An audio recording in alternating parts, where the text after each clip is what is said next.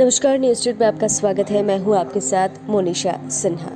पूर्व सांसद बाहुबली नेता आनंद मोहन बिहार की राजनीति में शायद ही कोई इस नाम से बेखबर हो, और आज बाहुबलियों को दबदबा में ये नाम सूरज की तरह दिख रहा है।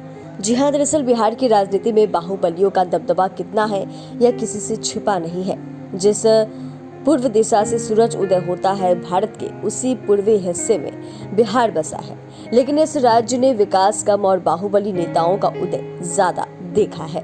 वर्षों तक कितने ही दबंग इसकी मिट्टी को खून से लाल करते आ रहे हैं। आज बात करेंगे पूर्व सांसद बाहुबली नेता आनंद मोहन की, और उनसे जुड़े कुछ कहानी के बारे में भी जानेंगे। दरअसल आनंद मोहन बिहार के सहरसा जिले के पचगछिया गांव से आते हैं। उनके दादा राम बहादुर सिंह एक स्वतंत्रता सेनानी थे। राजनीति से उनका परिचय 1974 में लोक नायक जयप्रकाश नारायण के संपूर्ण क्रांति आंदोलन के दौरान हुआ, जिसके कारण उन्होंने अपना कॉलेज तक छोड़ दिया। इमरजेंसी के दौरान उन्हें 2 साल जेल में भी रहना पड़ा। कहा जाता है कि आनंद मोहन ने 17 साल की उम्र में ही अपना सियासी कैरियर शुरू कर दिया था, और वहां से इनकी शुरुआत हुई। स्वतंत्रता सेनानी और प्रखर समाजवादी नेता परमेश्वर कुंवर उनके राजनीतिक गुरु थे। बिहार में राजनीति जातिगत समीकरणों और दबंगई पर चलती है। आनंद मोहन ने इसी का बखूबी फायदा उठाया और राजपूत समुदाय के नेता बन गए। साल 1978 में तत्कालीन प्रधानमंत्री मोरारजी देसाई जब भाषण दे रहे थे, तब उन्हें आनंद ने काले झंडे दिखाए। 1980 में उन्होंने समाजवादी क्रांति सेना की स्थापना की, जो निचली जातियों के उत्थान का मुकाबला करने के लिए बनाई गई थी। उसके बाद से तो उनका नाम अपराधियों में शुमार हो गया और वक्त वक्त पर उनकी गिरफ्तारी पर इनाम घोषित होने लगे। उस दौरान उन्होंने लोकसभा चुनाव भी लड़ा, लेकिन जीत नहीं पाए। साल 1983 में आनंद मोहन को 3 महीने की कैद हुई। साल 1990 में जनता दल ने उन्हें माहिरसी विधानसभा सीट से मैदान में उतारा।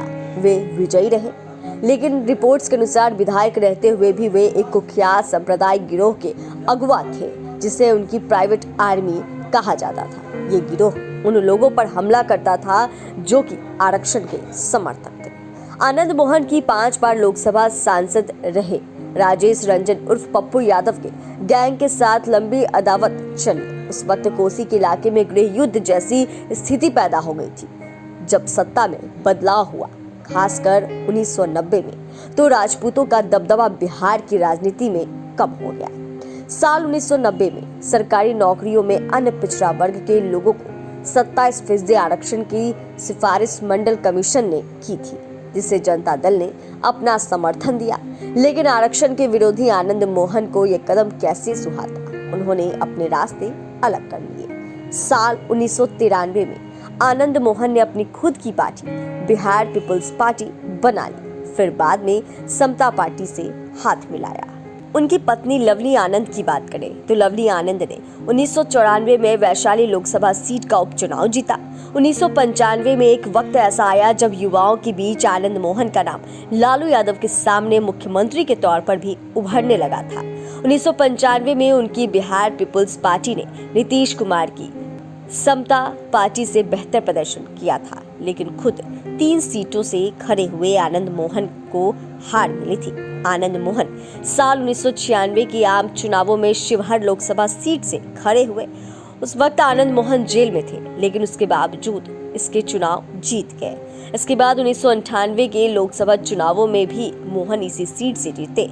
उस वक्त वह राष्ट्रीय जनता पार्टी के उम्मीदवार थे, जिसे राष्ट्रीय जनता दल ने समर्थन दिया था। साल 1999 में आनंद मोहन का मूड बदला और बीपीपी ने लालू यादव की आरजेडी को छोड़ भारतीय जनता पार्टी का साथ पकड़ा। बीजेपी ने उन्हें अन्य कई आपराधिक पृष्ठभूमि वाले लोगों को समर्थन दिया, ताकि एनडीए के तत्कालीन प्रधानमंत्री पद के उम्मीदवार अटल बिहारी वाजपेयी के लिए समर्थन जुटाया जा सके। लेकिन आनंद मोहन का दाव धड़ा का धड़ा रह गया और उन्हें आरजेडी के अनवरुल हक ने मात दी, और इसके बाद आनंद मोहन की बीपीपी ने कांग्रेस से हाथ मिला लिया ताकि शिवहर से फिर से चुनाव लड़ा जा सके। लेकिन कांग्रेस ने उन्हें ज्यादा भाव नहीं दिया। तो इस तरीके से आनंद मोहन की राजनीतिक शुरुआत हुई और शुरुआत भी किस तरीके से हुई वो भी आज इस वीडियो में जाने। चैनल को सब्सक्राइब करें, फेसबुक पेज को लाइक करें। धन्यवाद।